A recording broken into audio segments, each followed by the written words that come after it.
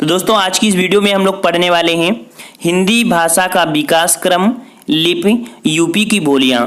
जहां पर हम लोगों ने पढ़ा था संस्कृत, पाली, प्राकृत, अपभ्रंश, अवाहट, प्राचीन हिंदी, प्रारंभिक हिंदी, सौ श्रेणी क्या होती है, मगधी क्या होती है, अर्धमगधी क्या होती है, अर्थात हिंदी भाषा का हम लोगों ने यहाँ पर क्रम पढ़ लिया था।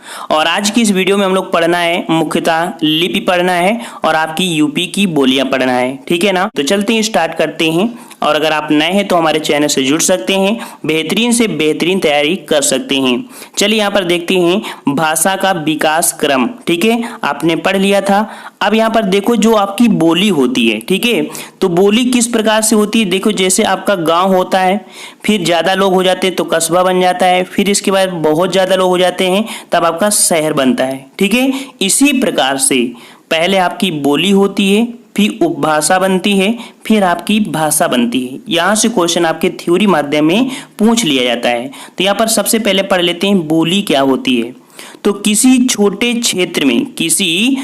क्षेत्र में स्थानीय व्यवहार में प्रयुक्त होने वाली भाषा जो कि अल्प विकसित रूप में होती है उसे बोली कहते हैं।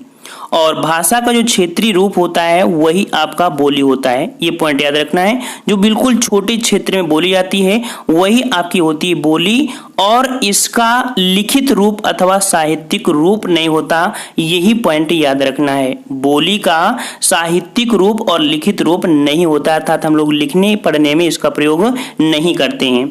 अब बात करते हैं उपभाषा क्या होती है। तो उपभाषा क्या होती है, तो क्षेत्रीय बोली का विकसित रूप ही उपभाषा कहलाती है, और साहित्यिक रचना में इसका हम लोग प्रयोग कर सकते हैं। जो आपकी उपभाषा होता है इसका हम लोग प्रयोग किस में करते हैं, तो साहित्यिक रचना में उपभाषा का हम लोग प्रयोग करते हैं। याद रखिएगा कि एक उपभाषा क्षेत्र में अधिक या एक से अधिक बोलियां हो सकती हैं, ठीक है ना। एक उपभाषा क्षेत्र में एक से अधिक बोलियां हो सकती हैं, यह आपका रही उपभाषा।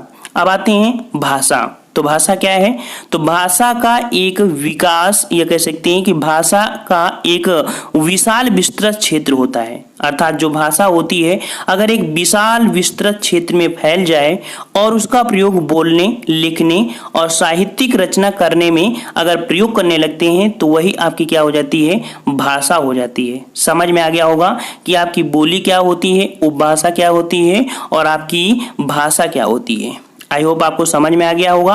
अब यहाँ पर देखते हैं लिपि क्या होती है। तो लिपि मतलब लिखना होता है, ठीक है। तो जिस रूप में वर्ण या अक्षर लिखे जाते हैं उसे हम लोग लिपि कहते हैं। क्या, कि जिस रूप में वर्ण या अक्षर लिखे जाते हैं उसे लिपि कहते हैं। अब यहाँ पर एक नोट है कि सभी लिपियों की जननी किसे कहते हैं, तो ब्राह्मी लिपि को कहते हैं। ये पॉइंट याद रखना, सभी लिपियों की जननी किसे कहते हैं, ब्राह्मी लिपि को कहते हैं। अब यहाँ पर देखिए आपकी जो हिंदी है वो आपकी किस लिपि में लिखी जाती है, देवनागरी लिपि में। आपकी जो पंजाबी होती है इसे किस रूप में लिखते हैं, गुरुमुखी रूप में। उर्दू होती है किस रूप में लिखते हैं, तो फारसी में, ठीक है। और अंग्रेजी जो लिखी जाती है वो रोमन आपकी कह सकते हैं लिपि में लिखी जाती है। तो ये भी आपके 4 प्रश्न पूछे जाते हैं, इस प्रकार से पूछे जाते हैं। सबसे महत्वपूर्ण आपका यही है कि सभी लिपियों की जननी है आपकी ब्राह्मी लिपि है। अब इससे जुड़े हुए और भी महत्वपूर्ण, जो कि बहुत ही महत्वपूर्ण, आपके एग्जाम में 50 बार पूछे गए हैं क्वेश्चन, कह रहा आपसे कि भारत में देवनागरी लिपि का प्रचार प्रसार किसने किया। भारत में देवनागरी लिपि का प्रचार प्रसार किसने किया, तो ये किए थे आपके शिव प्रसाद सितारे हिंद। याद रखिएगा, शिव प्रसाद सितारे हिंद ने भारत में देवनागरी लिपि का प्रचार प्रसार किया। एक क्वेश्चन हो गया। दूसरा क्वेश्चन आपसे कह रहा है कि भारत में हिंदी के आधुनिक प्रचारक, अर्थात भारत में जो हिंदी के आधुनिक प्रचारक हैं उनका नाम क्या है, तो मदन मोहन मालवीय। कौन है, महामना मदन मोहन मालवीय इनका पूरा नाम है, ठीक है। थर्ड क्वेश्चन आपका है कि भारत का केंद्रीय हिंदी भाषा शिक्षण संस्थान कहाँ पर है। तो भारत का केंद्रीय हिंदी कौन सी है, केंद्रीय हिंदी भाषा शिक्षण संस्थान कहाँ पर है, तो आपकी आगरा, ठीक है। आगरा में जगह है आपकी खंदारी। ठीक है, चलिए नेक्स्ट क्वेश्चन का आते हैं। क्वेश्चन नंबर आपके यहाँ पर चौथा है कि हिंदी भाषा को संवैधानिक दर्जा कब प्राप्त हुआ था। तो हिंदी भाषा को जो संवैधानिक दर्जा प्राप्त हुआ था वो 14 सितंबर 1949 को प्राप्त हुआ था, जो कि एक राजभाषा के रूप में, ना कि राष्ट्रभाषा। ये क्वेश्चन बहुत पूछा जाता है कि हिंदी आपकी राजभाषा है या राष्ट्रभाषा। तो कैसी है भाई, राजभाषा है, राजभाषा। ठीक है, तो इस रूप में 14 सितंबर 1949 को राजभाषा को एक्सेप्ट किया गया था। अब बात आती है कि हिंदी दिवस कब मनाते हैं। तो 14 सितंबर को मनाते हैं, लेकिन कब से मनाना शुरू किया गया, तो 1953 से हिंदी दिवस मनाते हैं। ये पॉइंट आपको याद रखना है, कब से मनाया जाता है, 1953 से। अब बात आते हैं कि आपकी जो हिंदी है, ठीक है, हिंदी तो वो संविधान में कहां पर रखी गई है। तो हिंदी को संविधान के जो अनुच्छेद है आपकी 343 से 351 के बीच में आपकी हिंदी को रखा गया है। हिंदी को राजभाषा का दर्जा जो दिया गया है 343 से आपके 351 तक है। सभी प्रश्न लगाना है, और इसी के बाद थ्योरी के बाद जो तीसरा पार्ट आपका आएगा वहां पर 100 प्रश्नों का टेस्ट होगा, जो कि आपका इसी से जुड़ा होगा। एक भी प्रश्न छूटना नहीं चाहिए, क्योंकि ये टॉपिक से 5 प्रश्न आपके एग्जामों में बन जाते हैं। नेक्स्ट कर आपसे, भारत के संविधान की 8वीं अनुसूची में जो सम्मिलित भाषाएं हैं वो कितनी हैं। तो याद रखिए आपकी 22 भाषाएं हैं। ठीक है, जिसमें से आपकी 18 बोलियां हैं और आपकी उपभाषाएं शामिल की जाती हैं। तो कितनी हैं 8वीं अनुसूची में सम्मिलित भाषाएं, तो आपकी 22 भाषाएं। ठीक है, अगला क्वेश्चन आपसे ये पूछ लेता है करंट टाइम में कि 1967 जो कि 21वें संविधान संशोधन में किसको जोड़ा गया था। तो सिंधी को भाषा में जोड़ा गया था आपके 8वीं सूची में।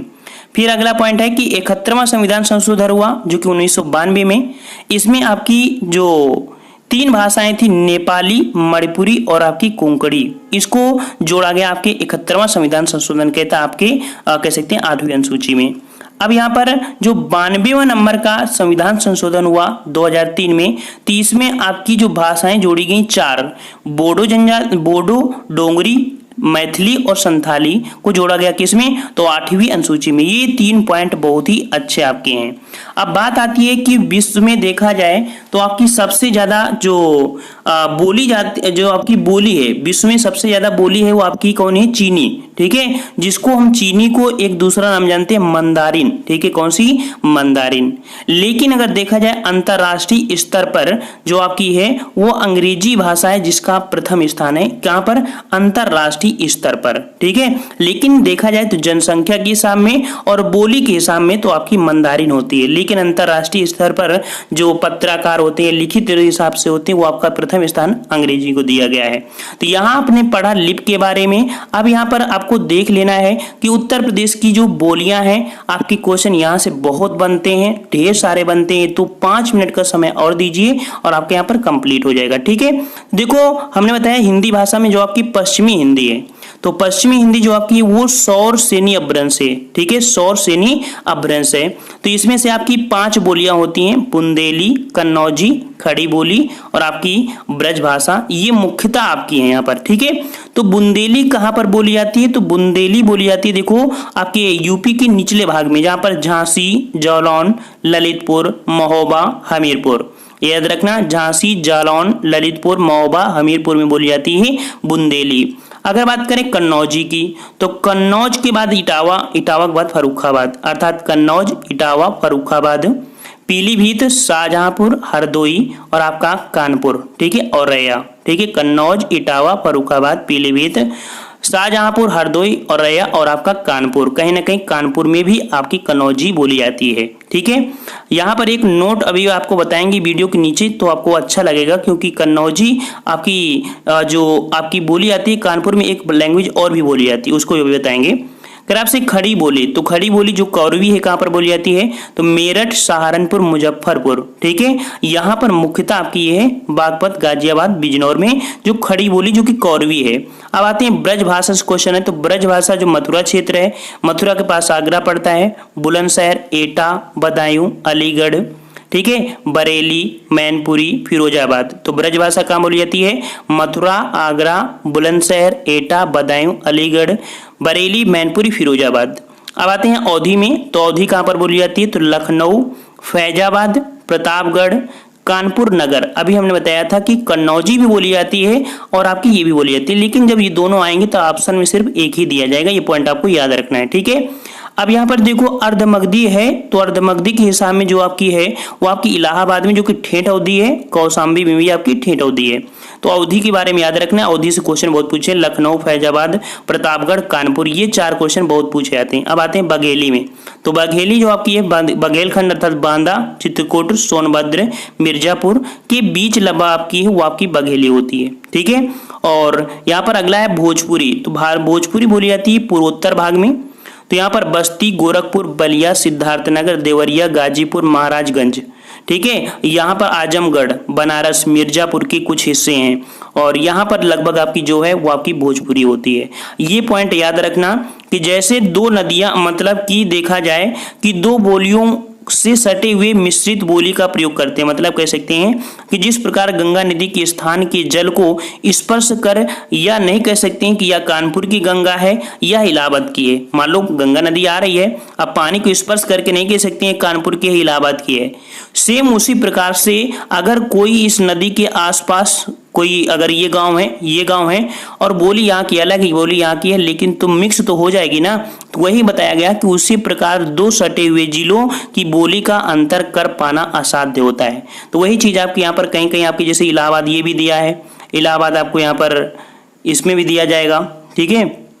हाँ, यहाँ पर आपका दिया गया था कुछ, यहाँ पर आपका इलाहाबाद 2 दिया था, इलाहाबाद यहाँ पर है और एक इलाहाबाद और आपका यहीं कहीं दिया गया था, ठीक है।